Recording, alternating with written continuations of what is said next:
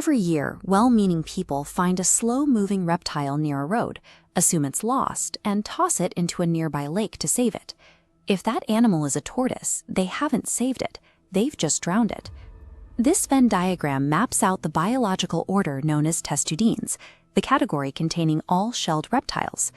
Notice how the subcircle for tortoises sits entirely inside the larger boundary of turtles. All tortoises are technically turtles, but not all turtles are tortoises. Part of the confusion comes from how we talk about them. In British English, the terms are strictly separated by habitat. Land dwellers get one name, water dwellers get the other. In American English, turtle is used as a broad catch-all for both. To avoid making a fatal mistake, we have to look past these regional names and focus on how these animals are physically constructed. Identifying specific physical features is the only way to distinguish a creature built for the ocean from one built for dry dirt, an essential skill when a harmless pond can quickly become a death trap. The most immediate indicator of an animal's lifestyle is the architecture of its shell. The side profile of a tortoise reveals a high, rounded arch. This heavy, domed structure acts as an impenetrable bunker, protecting the slow-moving animal from terrestrial predators like coyotes or birds of prey. That same defensive height creates a massive problem in a lake.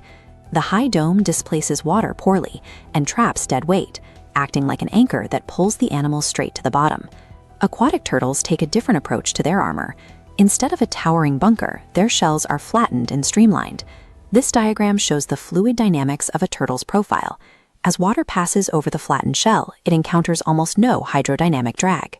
This design allows the turtle to cut through currents and move rapidly underwater. Shell shape is a strict evolutionary trade-off. An animal can either carry impenetrable weight to survive on land or adopt a profile that minimizes resistance to achieve speed in the water. The transition from the shell to the limbs reveals a different set of environmental requirements. Tortoises are equipped with thick, cylindrical limbs that end in heavy claws. They look remarkably like miniature elephant legs. These sturdy pillars are a structural necessity. They support the massive weight of the domed shell against the constant pull of gravity and provide the leverage needed to dig through packed earth. Aquatic turtles replace those heavy pillars with specialized tools. Freshwater species feature wide webbed toes, while sea turtles have developed long, flattened flippers. These limbs function as efficient paddles. By maximizing water displacement on every stroke, they allow the animal to execute rapid bursts of hunting speed or cross thousands of miles of open ocean. Tortoise legs are engineered to fight gravity on land, whereas turtle limbs are designed to use fluid resistance for forward propulsion. These mobility constraints dictate what these animals can eat. Because tortoises are heavily weighed down and move at a crawl, they rely on a strictly herbivorous diet of leaves, grasses, and fruit, food that doesn't move. Agility in the water enables a different survival strategy. Turtles have the speed required to actively pursue and capture insects, small fish, and jellyfish.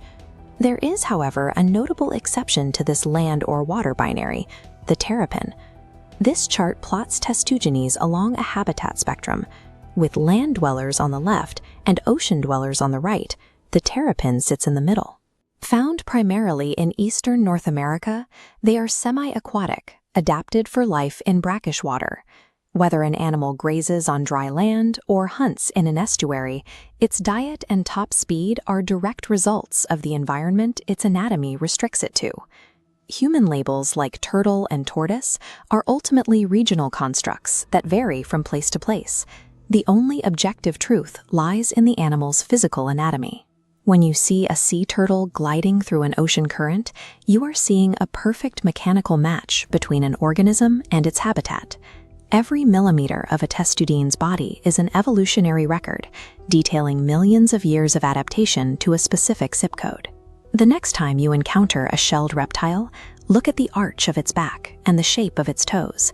The hardware alone will tell you whether it belongs on the dirt or in the deep.